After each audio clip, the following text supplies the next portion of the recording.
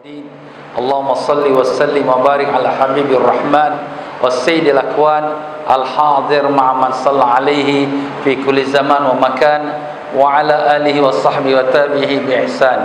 Rabbi shrah li sadri wa yassir li amri wa hlul 'uqdatam min lisani yafqahu qawli. Subhanaka la ilma lana illa ma 'allamtana innaka antal alimul hakim. Wala haula wala quwwata illa billahil aliyyil azim. Ilahana anta maqsudana wa ridhaka matlubana a'tina mahabbataka wa ma'rifatak wa sallallahu ala sayyidina Muhammad wa ala alihi wa sahbihi wasallam walhamdulillahi rabbil alamin.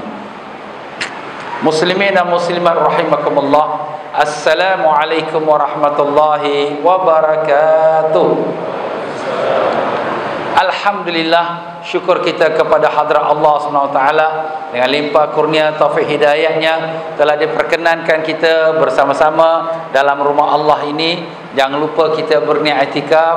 Nawaitu sunnatal i'tikaf fi hadzal masjid lillahi ta'ala. Sahaja aku berniat i'tikaf dalam masjid ini kerana Allah. Mudah-mudahan sepanjang kita berada dalam majlis ilmu ini, kita juga diberikan ganjaran pahala i'tikaf. Tuan-tuan dan puan-puan semua, apa khabar? Alhamdulillah. Dah makan ke belum? Belum. Lepas ni kita syabada lah, ya. Baiklah tuan-tuan dan puan-puan, syukur pada Allah Taala. Malam ini malam istimewa, malam nisfu Syaban. Saya nak ucapkan pada tuan-tuan dan puan-puan semua congratulations, tahniah di atas keizinan Allah untuk tuan-tuan dan puan-puan berada dalam rumah Allah pada malam istimewa, malam nisfu Syaban. Apakah kelebihannya malam nisfu Syaban ini? Sebenarnya perkataan nisfu dari segi bahasa Arab, nisfu tu makna setengah. Jadi kalau nisfu Syaban tu setengah Syaban. Jadi kalau ada orang nama nisfu, maknanya setengah. Tapi kalau nama orang setengah saja jangan kita ketawakan. Setengah dia ni, bukan. Maknanya mak bapak dia tu mungkin dapat anak tu pada malam nisfu Syaban. Jadi ambil berkat nama nisfu Syaban.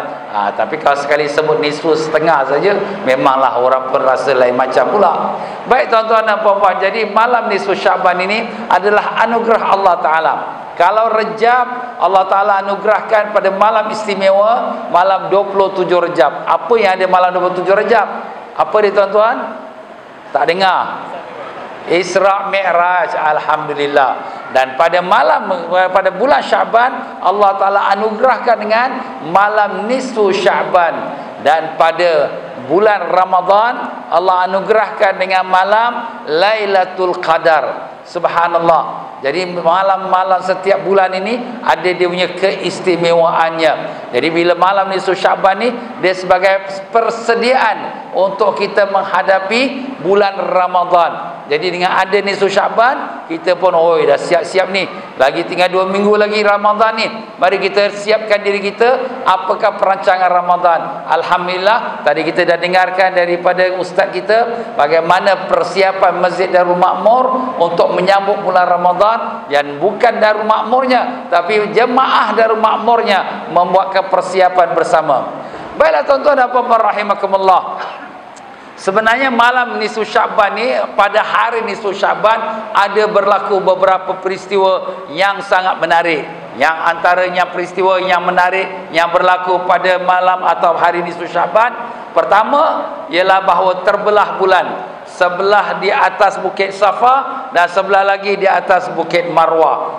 Jadi tuan-tuan dan puan-puan rahimakumullah, Rasulullah sallallahu alaihi wasallam sewaktu menyampaikan dakwah di kota Mekah Mukarramah, jadi orang-orang Quraisy mencabar Nabi, "Ya Muhammad, kalau betul kau seorang nabi, kau turunkan tu bulan, kau belahkan dia." Nabi sallallahu alaihi wasallam doa pada Allah. Nabi ni atas Jabal Abi Qubais, Nabi doa dan minta pada Allah, Allah turunkan bulan. Dan Nabi pun tetap bulan tu pecah belah dua. Setengah ke atas Bukit Safa, setengah atas Bukit Marwah. Orang kafir tengok, betul lah Muhammad ni terror. Tapi kerana dia tak mau beriman, apa dia kata? Ini Muhammad sihir. Dah pula dia kata sihir. Tadi mencabar, tapi dah kata sihir pula. Dan demikianlah tuan-tuan dan puan-puan rahimakumullah, iaitu berlakunya penukaran kiblat di Madinah pada siang hari nisfu Sya'ban. Jadi kita semua tahu bahawa setelah Nabi sallallahu alaihi wasallam pulang daripada Baitul Maqdis, iaitu Isra' Mi'raj, Nabi dan sekalian umat Islam sembahyang menghadap ke arah mana tuan-tuan? Baitul Maqdis. Itulah kiblat kita yang pertama. Setahun Nabi berada di Mekah, Nabi menghadap ke Baitul Maqdis. Sampai di Madinah pula, Nabi masih menghadap Baitul Maqdis. Orang-orang Yahudi yang ada di Madinah, mereka mengejek, ini Muhammad ni tak ada kiblat, dia tompang-tompang kiblat kita. Nabi sallallahu alaihi wasallam sangat rasa tertekan, selalu menghadap ke langit, mohon mudah-mudahan Allah Ta'ala ubahkan kiblat ke arah Kaabah. Kenapa? Kerana Kaabah itu dibangunkan oleh bapa datuk nenek moyang Nabi sallallahu alaihi wasallam, iaitu Nabi Ismail alaihi salam dan Nabi Ibrahim alaihi salam. Jadi akhirnya berlakulah pada satu hari waktu Nabi sembahyang di dalam sebuah masjid Bani Salamah. Nabi sembahyang zuhur atau asar, 2 rakaat menghadap Baitul Maqdis. Pada rakaat yang ketiga datang turun wahyu firman Allah, perintah Nabi menghadap ke Mekah. Maka Nabi berjalan dalam saf itu menghadap ke arah selatan pula, ke arah Mekah. Berlakulah satu sembahyang 2 kiblat. Itulah masjid kiblatain, masjid 2 kiblat. Kalau ada antara kita yang sudah pergi Mekah, pergi Madinah, haji atau umrah, pasti akan sudah berziarah ke masjid kiblatain itu. Bilakah peristiwa itu berlaku? Iaitu pada nisfu Sya'ban. Nampak tuan-tuan, nisfu Sya'ban, hari nisfu Sya'ban. Dan demikian juga pada hari nisfu Sya'ban itu Allah Ta'ala telah anugerahkan kepada Nabi kita, iaitu syafaat untuk umat. Nabi kita sallallahu alaihi wasallam sangat susah hati. Susah hati apa? Memikirkan umatnya macam manalah di akhirat, bagaimana nanti mereka nanti kalau sekiranya ada dosa atau dicapak dalam neraka. Allah Ta'ala memberikan anugerah pada Nabi kita, ya Muhammad, besok ke akhirat engkau akan boleh memberi syafaat kepada umat Nabi, umat kau, selagi mereka ada iman, walaupun sebesar zarrah, sebesar debu sekalipun dalam hati mereka, akan kau boleh memberi syafaat kepada mereka untuk keluarkan mereka dari neraka. Alhamdulillah, ini semua kurnia Allah, dan berlaku peristiwa itu pada hari nisfu Sya'ban. Jadi nisfu Sya'ban ni dia adalah hari istimewa, bukan sembarang hari tuan-tuan, dan malam dia ialah malam istimewa. Ya tuan-tuan dan puan-puan rahimakumullah, alim-alim ulama kita bila mereka mengamalkan sesuatu perkara, mereka mengamalkan dengan dalil pada Quran dan hadis. Ustaz, mana dalil kata nisfu Sya'ban ada dia punya kelebihan? Ada dalil pada Quran, ada dalil pada hadis. Ada pun daripada Al-Quran, ayat yang ketiga daripada surah Ad-Dukhan, Allah Ta'ala berfirman, a'udzubillahi minasyaitonirrajim, inna anzalnahu fi lailatin mubarakatin inna kunna munzirin. Sesungguhnya kami menurunkannya, iaitu menurunkan Al-Quran pada suatu malam yang diberkati, dan sesungguhnya kamilah yang memberi peringatan. Jadi dalam ayat ini Allah Ta'ala menyebutkan kami menurunkan Al-Quran pada malam yang diberkati. Jadi malam diberkati itu malam apa ya? Jadi alim-alim ulama tafsir ada berbeza pendapat. Ada antara mereka mengatakan seperti Qatadah, Ibnu Zaid dan kebanyakan mufassirin, ialah malam Lailatul Qadar. Ini memang semua kita pun dah tahu, Quran diturunkan pada malam Lailatul Qadar. Tetapi ada juga ulama tafsir, iaitu Ikrimah dan sebagai mufassirin, mengatakan ayat ini malam yang berkat itu ialah malam nisfu Sya'ban.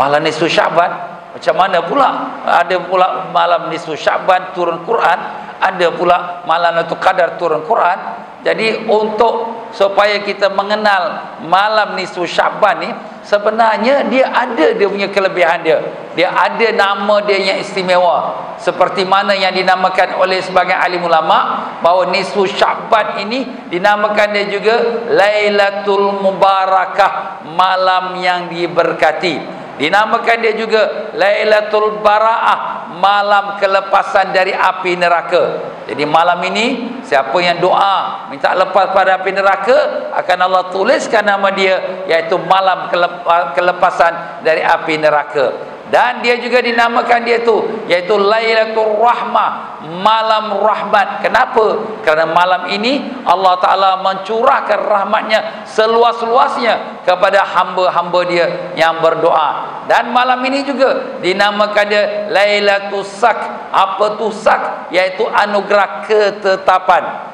iaitu Allah Ta'ala menentukan di malam ini sepanjang setahun yang akan datang apa yang berlaku pada diri kita. Apakah akan kena musibah ataupun kebaikan? Apakah rezeki dia sempit atau dilapangkan? Apakah dia kena aksiden atau dia selamat? Apakah dia akan mati atau panjang umur? Semuanya bila dia tetapkan pada malam nisfu Sya'ban. Ustaz, kan kita dah tahu malam nisfu Sya'ban ni kalau dibandingkan dengan Lailatul Qadar, Lailatul Qadar lah yang sebenar-benarnya. Jawapan kita, kedua-dua ada kelebihannya, tak ada kesusahannya, kerana Allah Ta'ala memberikan semua kebaikan tu di mana Allah kehendaki.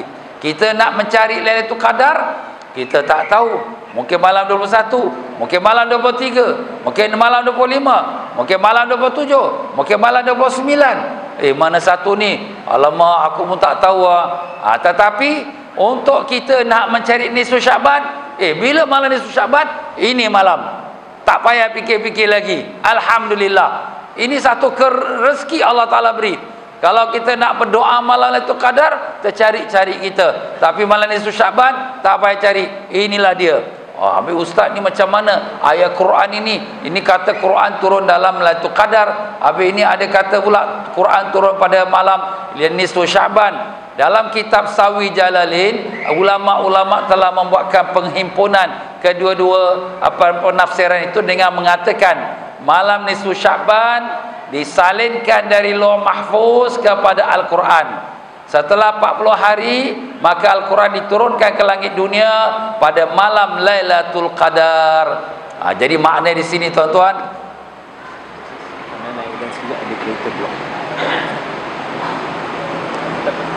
nombor berapa?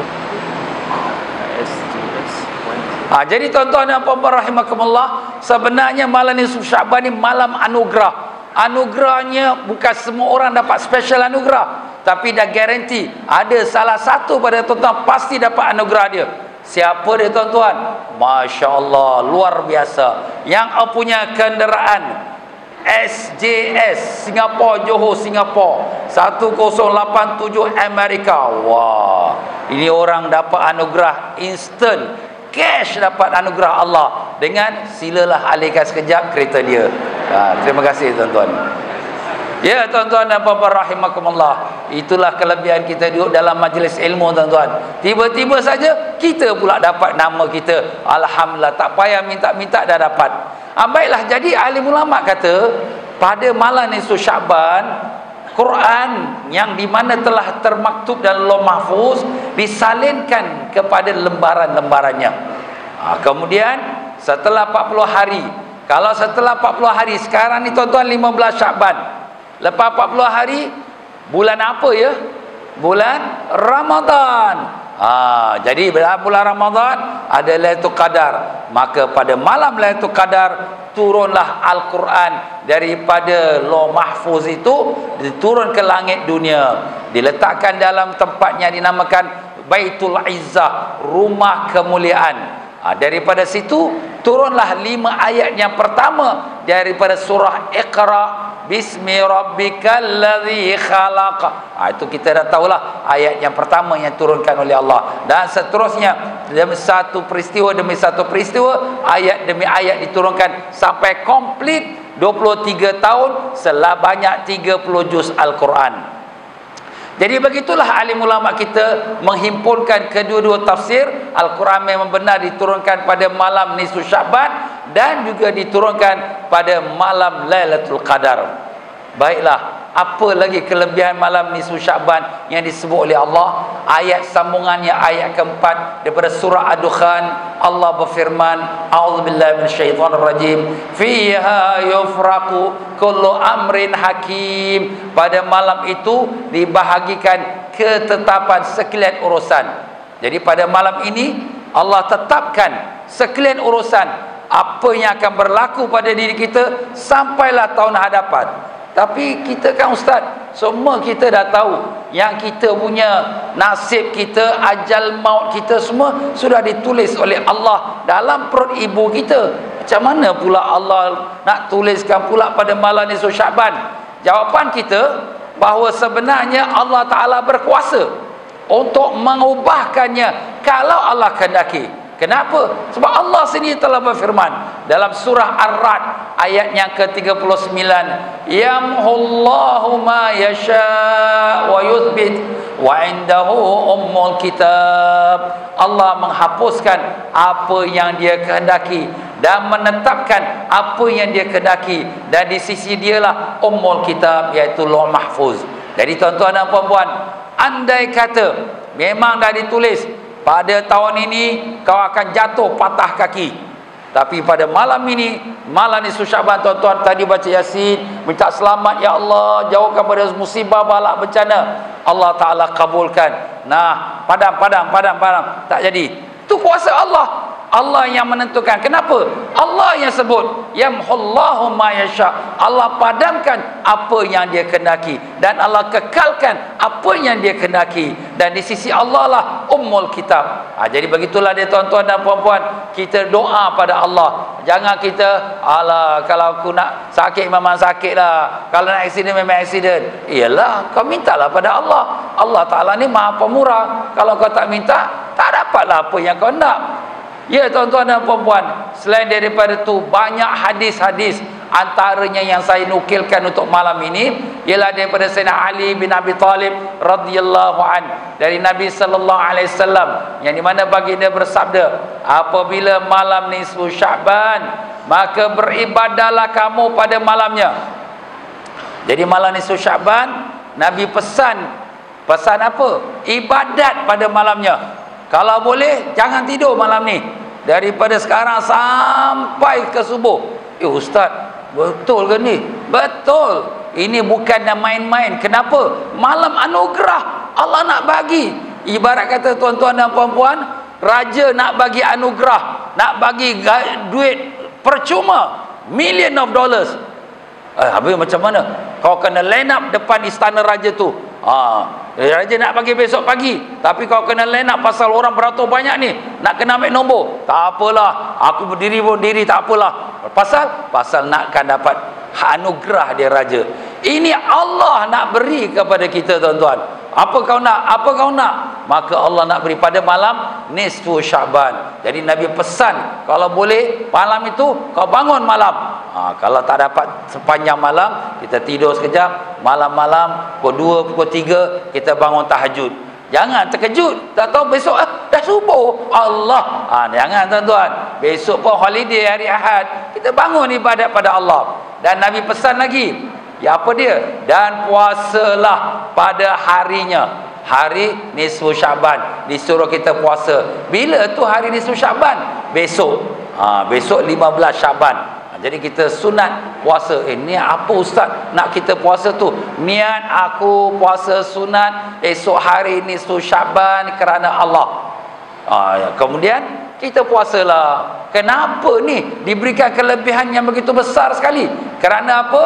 Allah Ta'ala turunkan malaikatnya pada waktu maghrib hingga langit dunia. Sebab tu tadi kita baca Yasin lepas maghrib tuan-tuan. Sebab dia bermula malam nisfu Syaban daripada maghrib. Maghrib ni malaikat dah penuh dah satu dunia ni. Apa yang malaikat kata? Iaitu mereka berkata, tidakkah yang meminta ampun agar Allah ampunkan dia? Tidakkah yang meminta rezeki agar Allah rezekikan dia? Tidakkah yang terkena bala agar Allah selamatkan dia? Tidakkah sampailah masuk subuh. Jadi malaikat ni Allah Ta'ala suruh pergi merata dunia, pergi tanya pada hamba-hamba Allah ni, Nak apa? Nak apa? Nak apa? Allah nak bagi ni.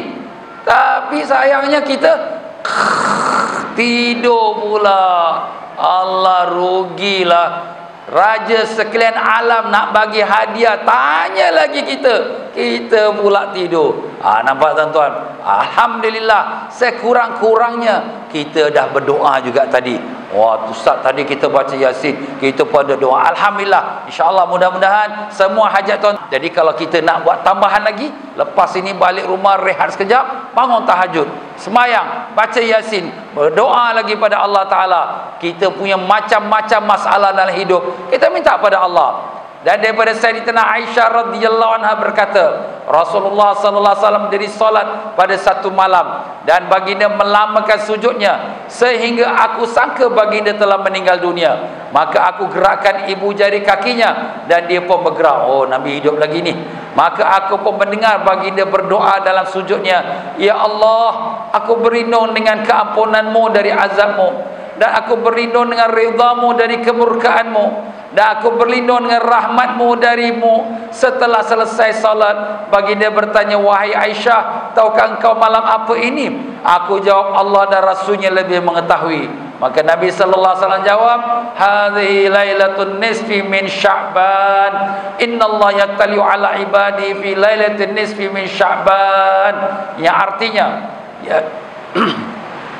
malam ini adalah malam nisfu Sya'ban. Sesungguhnya Allah Azza wa Jalla melihat hamba-hambanya pada malam nisfu Sya'ban, maka diampunkan kepada mereka yang memohon keampunan dan merahmati mereka yang memohon rahmat Allah, dan Allah meninggalkan orang yang hasad dengki seperti mana mereka. Hadis riwayat Imam Baihaqi. Jadi malam ini Nabi kita sallallahu alaihi wasallam sujud lama minta pada Allah. Jadi kita pun boleh, kita semayang dalam sujud, kita minta pada Allah. Sebab apa? Sebab seseorang hamba tu dekat dengan Allah dalam masa sujudnya. Inna ahadukum aqrabu ila rabbi fi sujud fa aktsiru minad du'a, al kama qala alaihi salatu wasalam. Sesungguhnya seseorang kamu sangat dekat kepada Tuhannya sewaktu dia dalam sujud, maka perbanyakkanlah doa. Tapi doa tu dalam bahasa Arab yang kita ingat, yang kita hafal. Ustaz, tak tahu bahasa Arab ni, saya ni banyak hajat. Kita minta pada Allah dalam hati kita. Sebab kita kalau bercakap dengan lidah kita dengan bahasa yang lain pada bahasa Arab, batal sembahyang kita. Kita minta dalam hati apa hajat kita. Dan Allah Ta'ala tinggalkan orang yang hasad dengki seperti mana mereka. Apa maknanya? Orang yang hasad dengki, Allah Ta'ala tak layan dia, tak layan dia punya doa, tak beri dia rahmat, tak beri dia pengampunan. Sebab tu kita tuan-tuan, jangan ada sifat hasad dengki, jangan ada sifat geram, dendam. Ni aku ni, nanti dia itu buat aku balas dia balik. Nanti kena dia. Jangan kita dendam dengan kawan saudara mara kita. Jangan kita ada sifat hasad dengki. Tengok orang tu ada kelebihan, kita rasa dengki dengan dia. Jangan. Orang yang macam ini tak dapat apa-apa pada malam daripada nisfu Sya'ban ini. Dan begitu pula dalam hadis yang lain, Nabi sallallahu alaihi wasallam bersabda, innallaha tabaraka wa taala yanzilu lailatan nisfi min Sya'ban ila sama'id dunya. Yang artinya, yaitu sesungguhnya Allah Ta'ala, yaitu rahmatnya, pada malam nisfu Sya'ban turun ke langit dunia, diampunkan lebih banyak dari rambut kambing-kambing kabilah Kalb. Hadis yang diriwayatkan oleh Imam Ahmad, Tirmizi dan Ibnu Majah. Apa maknanya? Kambing ni tuan-tuan dan puan-puan, berapa banyak bulu dia? Tak terkira ustaz, tak pernah kira pun. Kita tahu makan daging kambing saja sedap. Nasi berani dam kambing, wah, power. Tapi berapa banyak bulu dia? Mungkin ribu-ribu lah, daripada hujung tanduk sampai hujung ekor. Tetapi Allah Ta'ala akan berikan pengampunan kepada hamba dia sebanyak mana bulu kambing yang ada pada badannya daripada kabilah Kalb. Kabilah Kalb ni apa dia? Kabilah tu satu golongan kaum bangsa Arab, dan di mana kaum ini mempunyai kambing yang paling banyak di antara golongan orang-orang Arab. Jadi kalau sekira satu ekor kambing mungkin ribuan bulu di atas badannya, maka gambarkan kalau beribu-ribu kambing, berapa banyak mungkin berjuta-juta bulu yang ada di atas kambing-kambing tersebut. Begitulah pada malam ini Allah memberikan pengampunan berjuta-juta hamba-hamba Allah yang memohon ampun, ya Allah, ampunkan kami ya Allah. Allah ampunkan dia. Allahumma ya Allah ya Tuhan kami, pada malam nisfu Sya'ban yang penuh rahmat dan barakat ini, kami beriman dengan apa yang Kau telah sampaikan melalui Nabi kami. Ampunkanlah semua dosa-dosa kami ya Allah. Ampunkan dosa ibu ayah kami ya Rahman. Ampunkanlah dosa adik-beradik kami, keluarga kami ya Rahim. Ampunkanlah sekalian guru-guru kami ya Arhamar Rahimin. Dan ampunkanlah sekalian kaum muslimin dan muslimat yang hidup dan yang mati dengan barakah syafaat Nabi kami Rasulullah sallallahu alaihi wasallam. Allahumma amin ya rabbal alamin. Kita mintalah pada Allah tuan-tuan, bukan sekali, bukan dua kali, banyak kali tak apa. Dan demikianlah dalam hadis riwayat daripada Ibnu Majah, daripada hadis Abi Musa, Nabi sallallahu alaihi wasallam bersabda, sesungguhnya Allah melihat dengan rahmatnya pada malam nisfu Sya'ban, maka diampunkan sekalian makhluknya melainkan orang musyrik atau orang berdendaman. Jadi orang kafir yang musyrik tidak dapat pengampunan Allah. Orang yang dendam dalam hatinya kepada saudaranya tak akan dapat pengampunan Allah. Jadi mungkin antara kita ada, aku ni rasa geram dengan adik-beradik aku, kawan aku. Sudahlah, aku tak mau simpan lagi. Ya Allah, maafkanlah aku tak mau simpan lagi sifat-sifat ini. Kalau kita ada simpan sifat ini, tak ada pengampunan Allah untuk kita tuan-tuan. Dan bukan itu saja, dalam riwayat Abu Umamah ditambah, atau orang yang memutuskan silaturahim. Adik-beradik bergaduh, kenapa? Bapa meninggalkan harta. Semua nak lebih, semua nak lebih. Marah adik-beradik itu. Kau bukan abang aku, kau bukan adik aku. Jangan. Orang yang putuskan silaturahim malam nisfu Sya'ban yang penuh rahmat dan pengampunan Allah, orang yang putus silaturahim tak dapat pengampunan Allah, tak dapat rahmat Allah. Nauzubillah min zalik. Jadi kalau kita ada tercakap perkataan itu pada adik-beradik kita, malam ni kita telefon, bang, saya minta maaf bang, saya terlepas cakap yang tak sepatutnya bang, saya minta maaf, inilah kesalahan saya, kebodohan saya. Adik, minta maaf adik, saya abang tapi saya dah cakap macam tu dengan kau, aku tak mengaku kau adik aku, tapi aku minta maaf lah, malam ni nisfu Sya'ban, semoga Allah ampunkan semua kita. Macam tu. Jangan kita simpan lagi. Kalau kita simpan, kita putus silaturahim, kita orang yang rugi tuan-tuan, tak dapat apa-apa kelebihan. Ataupun orang yang derhaka pada ibu bapanya. Nampak tuan-tuan, derhaka pada mak bapak ni bukan makna kita bergaduh maki hamon. Kita buat sesuatu yang ibu kita, ayah kita rasa kecil hati. Kita cakap, apalah mak? Mak rasa, alamak, kenapa anak aku marah dengan aku ni, kenapa dia tengking aku? Dah rasa kecil hati ibu ni, anak ini dosa besar, sampai malam nisfu Sya'ban tidak diampunkan Allah. Habis ustaz, macam mana ustaz? Saya tak tahu ni, saya ada buat salah ke tidak dengan mak. Ada salah ke tak ada salah? Telefon mak, malam ni malam nisfu Sya'ban mak, saya minta maaf mak, saya minta ampun mak kalaulah sekiranya saya ada buat salah. Ayah, malam ni malam nisfu Sya'ban ayah, saya minta maaf ayah kalau saya ada keluarkan perkataan yang menyakiti atau tersinggung hati ayah, minta maaf. Ustaz, saya tak ada dosa dengan mak ayah saya tak buat apa-apa. Walaupun kita kata kita tak dosa, mana kita tahu? Orang tua tu simpan dalam hati, Allah, anak aku buat aku macam ini, simpan dalam hati. Dosa anak ini tak ada diampunkan oleh Allah walaupun pada malam nisfu Sya'ban. Dan demikian juga yang tak dapat pengampunan yang berterusan dengan zina, na'udzubillah min zalik. Jadi itulah dia tuan-tuan, beberapa golongan orang yang tak mendapatkan kelebihan malam nisfu Sya'ban. Jadi malam nisfu Sya'ban ni, setelah Nabi kita sallallahu alaihi wasallam bersabda hadis-hadisnya, ada juga yang alim-alim ulama menilai hadis itu dhaif, tapi ada juga alim-alim ulama yang menilai hadis itu hasan, dan ada juga hadis-hadis yang lain yang alim ulama kita menilai hadis itu sahih. Jadi dalam perkara ini bahawa alim-alim ulama setuju, walaupun dia berbeza darjat hadis ini, tapi oleh kerana dia hanya fadailul a'mal, kelebihan-kelebihan amal, boleh diamalkan, boleh kita ambil dan kita amalkan dia.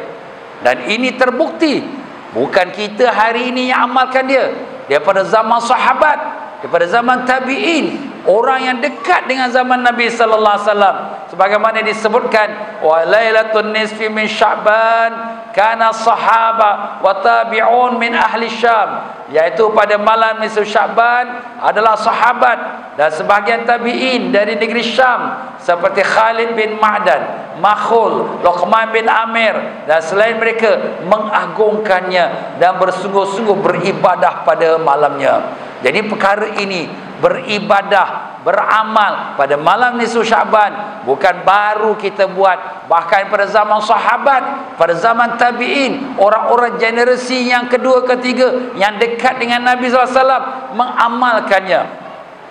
Jadi kalau kita hari ini tuan-tuan, mungkin kita rasa nak buat apalah, ini ada orang kata ini bid'ah, ini tak ada dalam Islam, ini semua khurafat. Kita lihat pada alim-alim ulama kita, apakah yang dikatakan oleh alim-alim ulama kita.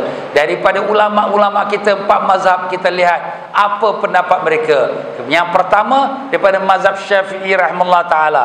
Apa kata Imam Syafi'i? Wa qala Syafi'i rahimahullah taala balaghana anna du'a yustajabu fi 5 layal. Artinya, yaitu telah sampai kepada kami bahawa doa sangat mustajab pada 5 malam. Yang pertama malam Jumaat, yang kedua malam hari raya Idul Fitri, Idul Adha, yang keempatnya malam awal Rajab, dan kelima malam nisfu Sya'ban.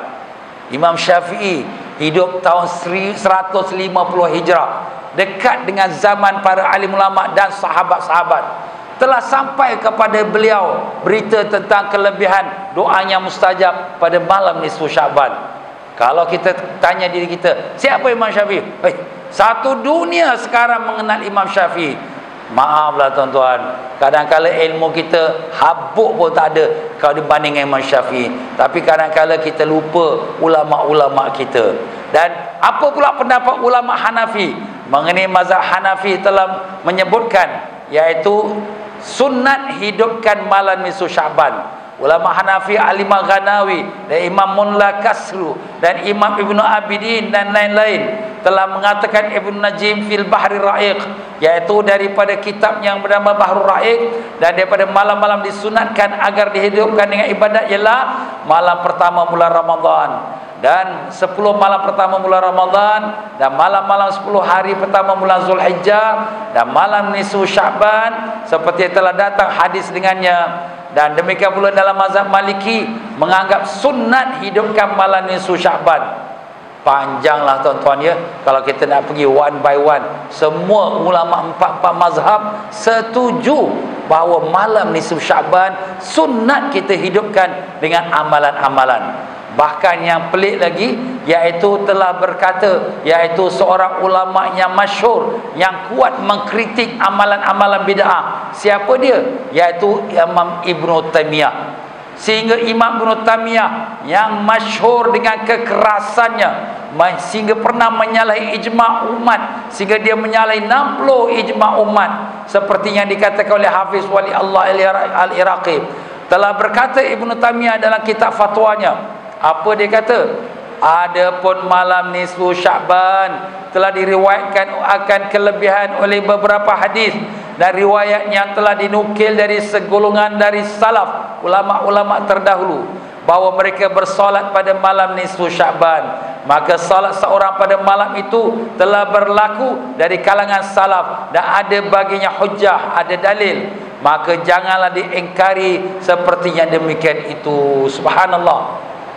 Ibnu Taimiyah ni, maaf kata, kalau bagi orang-orang yang fahaman-fahaman Wahabi Salafi, macam perkataan dia tu macam hadis. Wah, ini kata Ibnu Taimiyah ni. Ibnu Taimiyah kata, tapi dalam bab malam nisfu Sya'ban, Ibnu Taimiyah kata jangan kamu ingkar kelebihan yang ada pada malam nisfu Sya'ban. Tapi sayangnya yang golongan ini tak mau pula pakai kata Ibnu Taimiyah yang kata kelebihan malam nisfu Sya'ban. Tak apalah, kita doakan mudah-mudahan mereka juga mendapat taufik dan hidayah daripada Allah Ta'ala. Amin ya Rabbal Alamin. Baiklah tuan-tuan, kalau kita dah kata bahawa malam nisfu Sya'ban ni ada kelebihan, habis Ustaz, ada hadis ke Nabi suruh kita baca Yasin? Ada hadis ke? Nabi suruh kita baca ramai-ramai. Nampak tuan-tuan? Mungkin orang nak menyalah-nyalahkan kita, dia persoalkan kita punya amalan. Ulama-ulama kita tuan-tuan, bila dia buat sesuatu amalan, dia bukan buat kosong, dia ada sandaran dia. Dalam suatu hadis Nabi bersabda, majtama qaumun fi baitin min buyutillah yatluna kitaballah. Artinya tidak berhimpun sesuatu kaum dalam rumah dari rumah-rumah Allah seperti kita dalam masjid, membaca kitab Allah dan mempelajarinya di antara mereka, melainkan turun atas mereka sakinah, ketenangan, dan diselubungi rahmat, dikerumuni oleh malaikat, dan Allah memuji mereka di sisi para malaikatnya. Dan hadis sahih riwayat Imam Muslim. Masya Allah, kita buat apa tadi? Kita baca Yasin. Yasin tu apa? Al-Quran. Nah, sekarang kita ada apa? Sekarang kita ada pengajian pula, membicarakan hadis dan Quran dan alim-alim ulama. Percayalah tuan-tuan dan puan-puan, keliling kita ni malaikatnya berhimpun.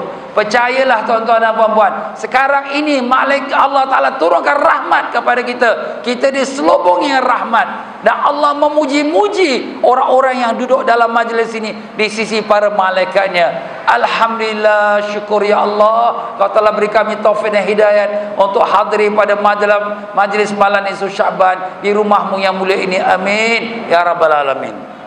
Inilah dia. Jadi kalau kita berhimpun beramai-ramai baca Al-Quran, tak ada salahnya. Ini memang Nabi sebutkan. Dan demikian pula tuan-tuan dan puan-puan, jadi kalau sekiranya malam ini malam yang perlu kita hidupkan dengan ibadat, maka inilah antaranya kita beribadat. Ada juga orang kata, kenapa kamu nak baca Yasin, kenapa baca Quran, tak boleh zikir yang lain-lain? Kita mengatakan Quran ni ada kelebihan. Nabi bersabda, iqra'ul Quran fa innahu ya'ti yaumal qiyamah syafi'an li ashabi.